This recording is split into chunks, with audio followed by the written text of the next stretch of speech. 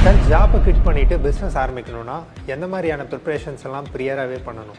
So ஜாபை quit பண்ணிட்டு ஆரம்பிக்கிறாங்க அப்படின்னா ஃபர்ஸ்ட் விஷயம் வந்துட்டு அங்கே வந்து ஒரு ரொட்டீனான ஒரு லைஃப்பில் இருந்திருப்பாங்க. டிப்பிக்கலி 9 to 5 ஜாபில் இருந்திருப்பாங்க.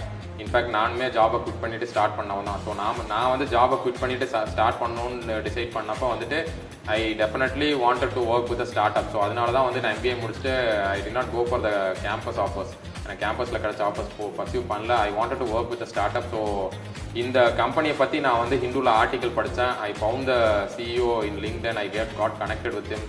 நான் டெல்லியிலேருந்து ட்ராவல் பண்ணி பெங்களூர் வந்து அவரை மீட்டப் பண்ணேன். அவருக்கு என்ன ரொம்ப பிடிச்சி போச்சு. ஏன்னா வந்து நான் போகும்போதே வந்து அவர் கம்பெனிக்கு என்னென்ன ப்ராடக்ட்ஸ் எல்லாம் பண்ணலாம் இன்னும் அடிஷ்னலாக அப்படிங்கிற மாதிரி வந்து ஒரு மார்க்கெட் ஸ்டடி பண்ணி நான் கோயின்சிடென்டலாக அந்த டைமில் வந்து ஒரு இன்டர்நேஷ்னல் ஃபுட் எக்ஸ்போ நடந்தது. அங்கே போய் அவங்களுக்கான ப்ராடக்ட்ஸ் நிறையா சூஸ் பண்ணி அது சாம்பிள்ஸ்லாம் எடுத்துகிட்டு போய் காட்டினப்போ அவர் ரொம்ப இம்ப்ரெஸ் ஆகிட்டார். ஸோ அப்படி நான் ஸ்டார்ட் பண்ண உடனே வந்து எனக்கு வந்து அது ஒரு பெரிய பிரேக் த்ரூவாக இருந்தது. பிகாஸ் நான் இன்ஃபோசிஸில் ஒர்க் பண்ணும்போது I was working on 9 to 5 job தான் டிப்பிக்கலி. அதுக்கப்புறம் ஒரு MBA ஒரு பிரேக்கு.